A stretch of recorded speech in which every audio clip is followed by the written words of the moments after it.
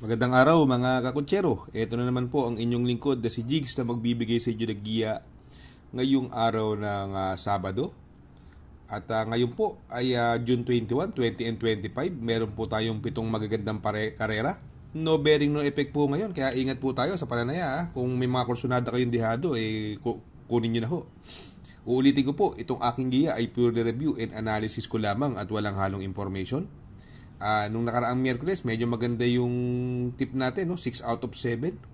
Kung sino pa yung Yamado, yung patayo wala, yung Tokyo Rumba, no? Na nagbigay sa winner take all ng 43,000, sayang, no? At nakuha pa naman natin yung mga dihado. Anyway, tuloy na natin.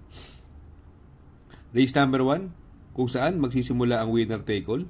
Pilracom rating based handicap system race, class 4, 22 to 27 split. Distance is 1,400 meters. Meron po tayong 10 kalahok dito. Dito, kung mapapansin natin, no, may nagbabalik, numero 8, Frugality, imported horse po yan.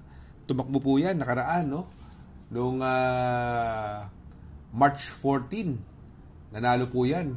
Beating the likes of Copperfield, no? Malayo pong nanalo. Nagprema po yan ng 1.28, si Frugality, with plenty to spare. Malaki po chance niyan. Magandang dihado po yan, mga kakontsero. Ito naman tingin kong pwedeng malyamado dyan ang horse to beat, yung numero 2 Salasius, no?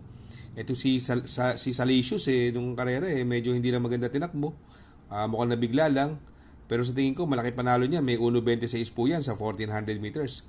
Ang palagi kong pwedeng makalaban niya rito yung imported horse din po, yung numero 4 Glenamoon, no? Medyo malakas po lang po yung nakalaban nung karera sa kay ni J.F. Paruhinog.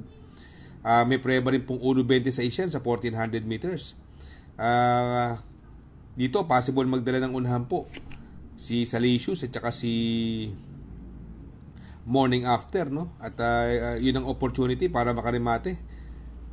Yung Glenamoon at saka si Frugality. Yung Graceful Keep, imported, may panalo din po yan. May 1.26 media rin po yan. Kaya lang, siyempre, kailangan nating mamili sa karerang ito. Ako, napupusuan ko po dyan. Doon ako sa numero 1, Salasius.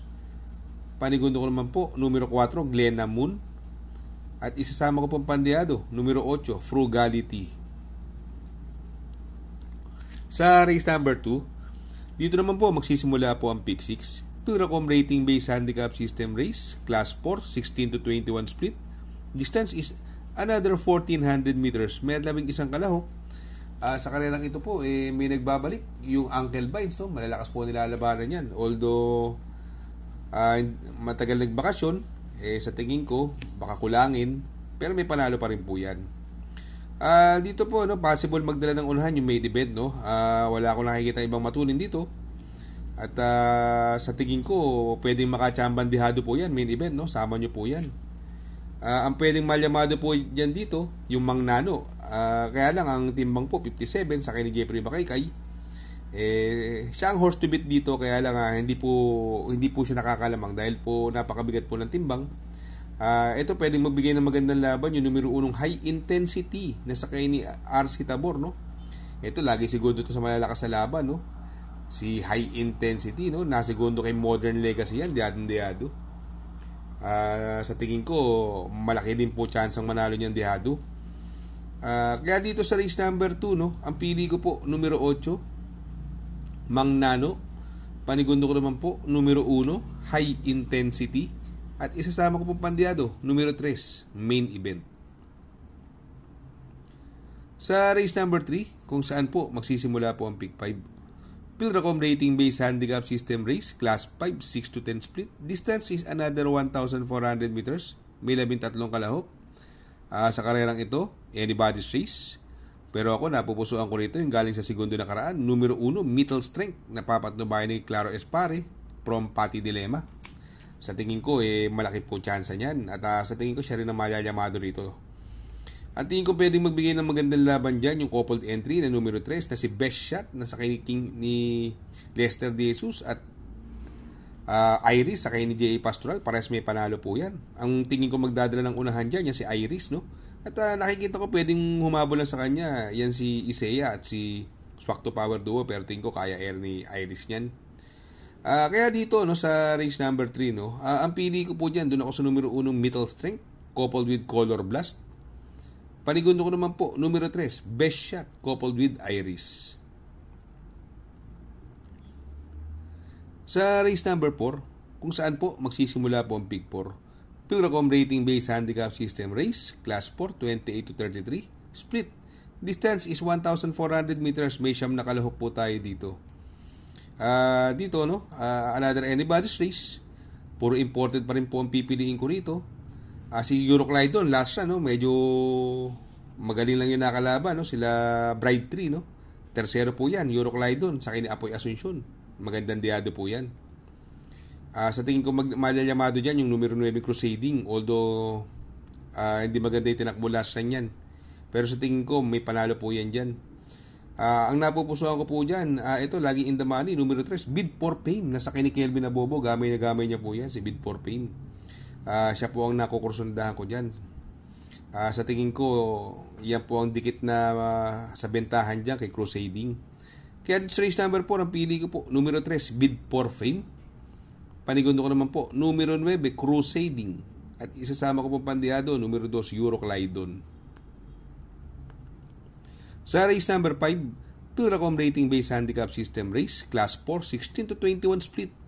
Distance is 1,400 meters at dito may 10 kalahok, no? Dito, no? Wala ko na ibang nakikitang matulin bukod kay Gintong Hari at ang pwedeng bumaliglig lang sa kanya pero tingin ko kayang-kaya niya eri yung Believe in Me, no? Si Gintong Hari, ang galing pong maunan yan, no? At ngayon, from JT Pabilik, naipanalo po ni JT Pabilik yan, si Gintong Hari, nung huling takbo niyan. Ngayon, si GL Sego Jr., no? Ito, mai-rate lang ng bata ito, no? Yung maipalundag lang ng maayos. At mauna, sa tingin ko, mahirap talunin yan, Gintong Hari. Kung magpo-protection man ako dito, isasama ko yung numero 3, Player Andre, no? From John Paul Guse, binigay na po kay Jeffrey Bakaykay. Naipanalo po ng dihado ni Jeffrey Bakaykay yan. Alam naman natin si Jeffrey Bakaykay, basta ganito malalaking karera, nagpapanulo po ng dihado yan. Kaya sa tingin ko, siya ang mahigpit na makakalaban niya rito. Kaya dito sa race number 5, pili ko po. Doon ako sa numero 5, Gintong Hari. Panigundo ko naman po, numero 3, Player Andre. Sa race number 6, sa penultimate race, Pilracom Rating Based Handicap System Race, Class 5, 11 to 15 split. Distance po dito ay another 1,400 meters. Dito sa karerang ito, no, may 12 kalahok po tayo. Pero ako napupusuan ko dyan yung pwedeng mauna dyan, no. Yung numero 7 heavyweight, no, although nung huling laban to, tercero lang po siya sa kay JT Pabilik. Ma-rate lang po ni JT Pabilik yan, maibigay yung lundag niya. Siguro kung makabuo yan ng mga unang 2 kwartos, makakaraos po yan. Ang tingin ko pwede magbigay ng magandang laban sa kanya yung numero 8, Amor My Love, na sa kay ni Lester De Jesus. Yan si Amor My Love, malaki po chance ang manalo niyan. Magandang diado po dyan yung numero 3 na si Bantay Sarado, no? Angko po ang distansya. At pagka medyo mababa ang numero niyan, medyo maganda tinatako niya, Bantay Sarado. Kaya dito sa race number 6, ang pili ko po, doon ako sa numero 7 heavyweight. Panigundo ko naman po, numero 8, Amor My Love. At isasama ko pong pandiado, numero 3, Bantay Sarado. Sa race number 7, sa last and final race, Pilracom Rating Based Handicap System Race, Class 5, 6 to 10 split. Distance is 1,400 meters. At dito po may 13 kalahok, another anybody's race po, no? Paratingan po to, kung kukuha lang kayo ng 3-4, baka mahirapan pa kayo. Pero ano lang yan, tapatan lang din po, Ang mga may panalo sa akin dyan, yung numero 1 King Hans, kaya lang ang worry ko 57 ng timbang. Kung malucha lang po ito ng unang kwartos niya, sa tingin ko mukhang may paglalagyan. Ang may mga panalo pa rito, yung numero 6, Malabon King. Yan po ang tingin ko malalamado dyan, galing sa panalo. Kaya lang 57 din po ang timbang, pero may gamay naman po sa kanya, may sakay Gerardo Ocampo. Magandang diado po yung susunod, numero 7, top of the line. Magandang dihato po yan sa kay GL Sego Jr. Yung Gojigo, gumanda lang ang lundag. Galing naman po sa panalo yan, nasa kay ni Hapon. Sa tingin ko, yan, malaki rin ng chance may panalo yan. Ito namang numero 12, Axis Division. Sa tingin ko, ito ang pwede rin mauna rito, no? Sa kay ni GL Santiago. Magandang diado rin po yan. Nakukursundahan ko diado yan, si Axis Division. Magaling din po yan pagka nasa unahan. Kaya dito sa race number 7, pili ko po. Doon ako sa numero 6, Malabon King. Panigundo ko naman po, numero 7, top of the line. At isasama ko pandiado, numero 12, Axis Deviation. Mega shoutout kay Sir Rodrigo Balat Herrera ng Almeda Tayabas. From Jumarang Flores, mega shoutout Rodrigo Balat Herrera ng Almeda Tayabas. From Sir Jumarang Flores. Shoutout nga pala kay Sir Pax ng Barkadahan OTV. Located po siya sa 1139 New Antipolo Street, Corner Vargas. Malapit lang po sa Abad Santos, yung bagong ginawang tulay. Very convenient and attentive po ang mga tao. Pwede po kayong mag-EB at party while betting on racing. Baka magawi kayo dyan sa Herrera, Corner Oroqueta. Andyan po ang Pipay's Halo-Halo.